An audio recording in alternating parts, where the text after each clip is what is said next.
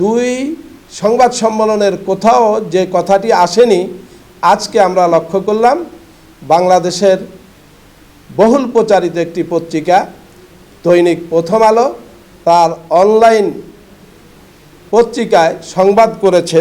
আমি সংবাদটা আপনাদেরকে পড়ে শোনাই। জামাতকে ভোট দিলে বেহেশত পাওয়া যাবে বলা নিয়ে ভোলায় বিএনপি জামাতের সংঘর্ষে আহত ৩০। আমরা এই সংবাদের শিরোনামের তীব্র নিন্দা এবং প্রতিবাদ জানাই বাংলাদেশ জামাত ইসলামী ভোলা জেলা শাখার পক্ষ থেকে।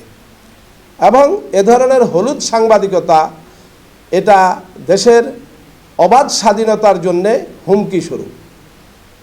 জাতীয় দৈনিক এরকম একটি পত্রিকা হুবাহুব এক ঘটনা, যাদের সাথে আমাদের বিডিপি প্রার্থীর জোট প্রার্থীর সংঘর্ষ হয়েছে কর্মীদের সাথে, তারাও এই অভিযোগটা আনে নাই যে এখানে জামাতকে ভোট দিলে বেহেশত পাওয়া যাবে, জান্নাত পাওয়া যাবে। সেই সংবাদটি প্রথম আলোর মতো একটা পত্রিকা করেছে। আমরা এটার নিন্দা এবং প্রতিবাদ আবারও জানাই এবং আমরা আহ্বান জানাবো দৈনিক প্রথম আলোর কর্তৃপক্ষকে যে আমাদের এই প্রতিবাদটা যথাযথ স্থানে অনলাইন পত্রিকায় এবং তাদের প্রিন্ট মিডিয়ার পত্রিকায় যেন আমাদের এই প্রতিবাদটা আসে এবং এ ধরনের কোনো ঘটনা দুই পক্ষের কেউই এক পক্ষ আরেক পক্ষের জন্য অভিযোগ করে নাই। আর এখানে জামাতের তো কোনো প্রার্থীই নেই, সেখানে প্রার্থী হচ্ছে বিডিপির, বাংলাদেশ ডেভেলপমেন্ট পার্টি, এবং তার কেন্দ্রীয় মহাসচিব হলো প্রার্থী।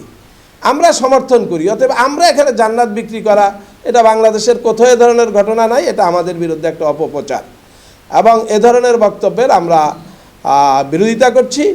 এবং দৈনিক প্রথম আলো আমাদের এই বক্তব্য যথোপযুক্ত জায়গায় ছাপিয়ে আমাদের হলুদ সাংবাদিকতা থেকে নিজেদেরকে মুক্ত করবেন এবং নিরপেক্ষ সংবাদ প্রচার করবেন, আমরা এটা আশা করি।